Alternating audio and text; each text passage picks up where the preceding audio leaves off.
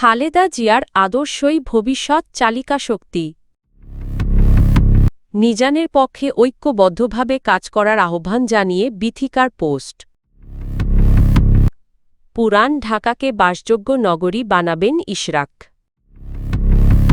কেউ আপনাদের ভোট দিতে বাধা দিলে রুখে দাঁড়াবেন। ফেসবুকে নির্বাচনী আর্থিক সহায়তা চাইলেন আখতার হোসেন।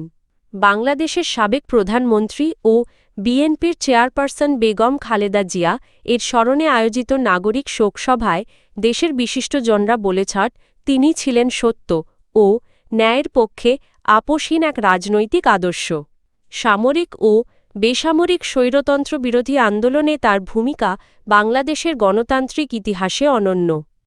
শুক্রবার বিকেলে জাতীয় সংসদ ভবনের দক্ষিণ প্লাজায় আয়োজিত শোকসভায় বক্তারা বলেন, বেগম খালেদা জিয়া সাধারণ কোনো রাজনীতিবিদ ছিলেন না।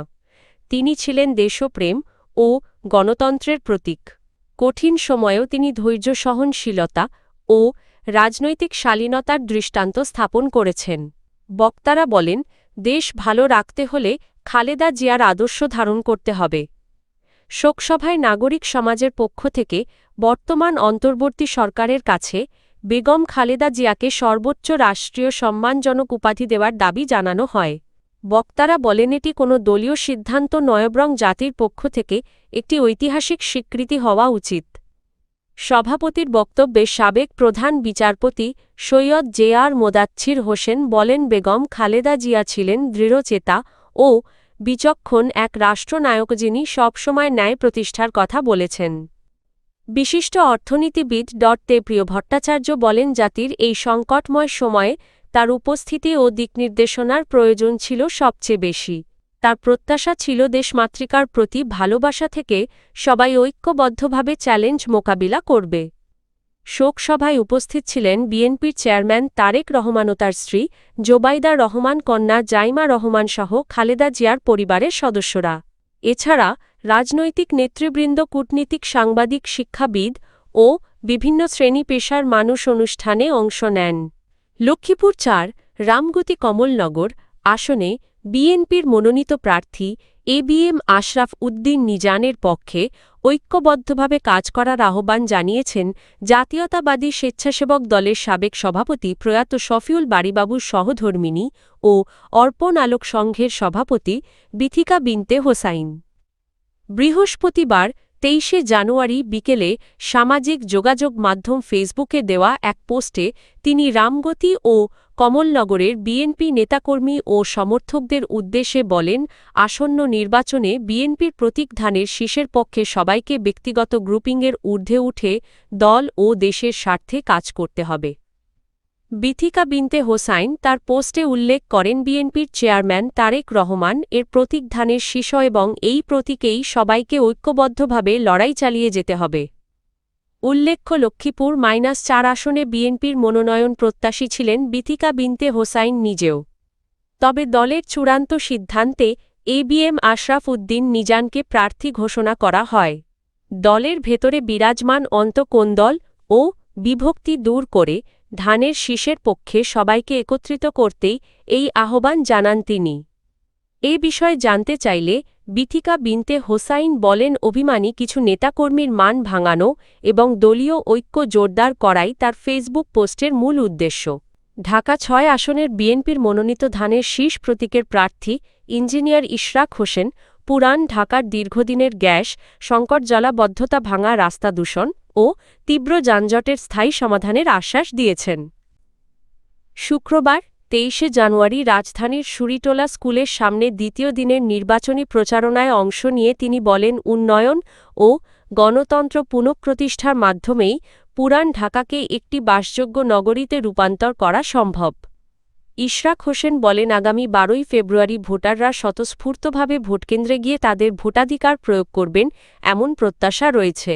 তিনি সবাইকে ভোটকেন্দ্রে উপস্থিত হয়ে নিজের পছন্দের প্রার্থী নির্বাচনের আহ্বান জানান। পুরান ঢাকার সমস্যা তুলে ধরে তিনি বলেন, গ্যাস সংকট বর্তমানে ভয়াবহ আকার ধারণ করেছে।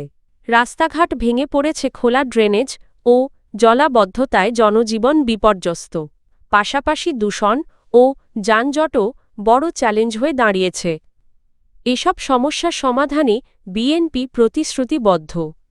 দুর্নীতি ও চাঁদাবাজির বিরুদ্ধে কঠোর অবস্থানের কথা জানিয়ে তিনি বলেন, ফুটপাত ও সড়কে অবৈধ স্থাপনা নির্মাণ এবং চাঁদাবাজির বিরুদ্ধে বিএনপি জিরো টলারেন্স নীতি গ্রহণ করেছে। কোনো ধরনের অবৈধ কর্মকাণ্ড দল সমর্থন করবে না। প্রচারণা শেষে ইশরাক হোসেন বিভিন্ন এলাকায় লিফলেট বিতরণ ও গণসংযোগ করেন। এ সময় স্থানীয় বিএনপি নেতাকর্মী ও এলাকাবাসী উপস্থিত ছিলেন। আসন্ন 12ই ফেব্রুয়ারি জাতীয় সংসদ নির্বাচনকে সামনে রেখে ভোটাধিকার রক্ষায় জনগণকে ঐক্যবদ্ধ হওয়ার আহ্বান জানিয়েছেন বাংলাদেশ জামায়াতে ইসলামীর আমির ডা. শফিকুর রহমান। তিনি বলেন, কেউ যদি ভোট দিতে বাধা দেয় তাহলে জনগণকে রুখে দাঁড়াতে হবে এবং নিজেদের ভোটাধিকার নিশ্চিত করতে হবে। শুক্রবার 23শে জানুয়ারি পঞ্চগড় জেলা চিনিকল মাঠে 10 দলীয় ঐক্য জোট আয়োজিত নির্বাচনী সমাবেশে প্রধান অতিথির বক্তব্যে এসব কথা বলেন তিনি। ডা. শফিকুর রহমান বলেন, দখলদারত্ব, চাঁদাবাজি, দুর্নীতি ও স্বৈরতন্ত্র নির্মূল না হওয়া পর্যন্ত এই আন্দোলন চলবে। তিনি জানান, জামায়াতে ইসলামী ক্ষমতায় গেলে মর্যাদাপূর্ণ কর্মসংস্থান সৃষ্টি করে একটি বেকারমুক্ত বাংলাদেশ গড়ে তোলা হবে, যাতে মানুষ কারও দয়ার ওপর নির্ভরশীল না থাকে। নারী ও পুরুষের সম্মিলিত অংশগ্রহণে রাষ্ট্র পরিচালনার কথাও তুলে ধরেন তিনি। উত্তরবঙ্গের প্রসঙ্গ টেনে জামায়াত আমির বলেন, স্বাধীনতার পর থেকেই এই অঞ্চলকে পরিকল্পিতভাবে অবহেলা করা হয়েছে। পরিশ্রমী মানুষ থাকা সত্ত্বেও উত্তরবঙ্গ পিছিয়ে রয়েছে। তিনি প্রতিশ্রুতি দেন, অঞ্চলের কাউকে বেকার থাকতে দেওয়া হবে না।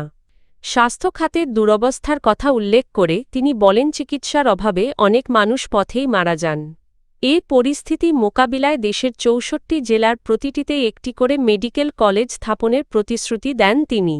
একই সঙ্গে পঞ্চগড়েও একটি মেডিকেল কলেজ স্থাপনের ঘোষণা দেন জামায়াত আমির। নতুন বাংলাদেশের অঙ্গীকার বাস্তবায়নে নির্বাচনী ব্যয়ের জন্য সমর্থকদের কাছে আর্থিক সহায়তা চেয়েছেন জাতীয় নাগরিক পার্টির এনসিপি সদস্য সচিব আখতার হোসেন।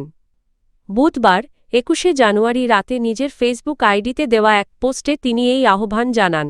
পোস্টে আখতার হোসেন জানান, ত্রয়োদশ জাতীয় সংসদ নির্বাচনে তিনি রংপুর -4 কাউনিয়া পীরগাছা আসনে শাপলা কলি প্রতীক নিয়ে প্রতিদ্বন্দ্বিতা করছেন। তিনি লেখেন, স্থানীয় জনগণের সমর্থনে তিনি আশাবাদী এবং আত্মবিশ্বাসী। বৃহস্পতিবার থেকে আনুষ্ঠানিক নির্বাচনী প্রচারণা শুরু হওয়ার কথা উল্লেখ করে তিনি বলেন, শুভাকাঙ্ক্ষীদের অনুদানেই এতদিন এগিয়ে আসা সম্ভব হয়েছে।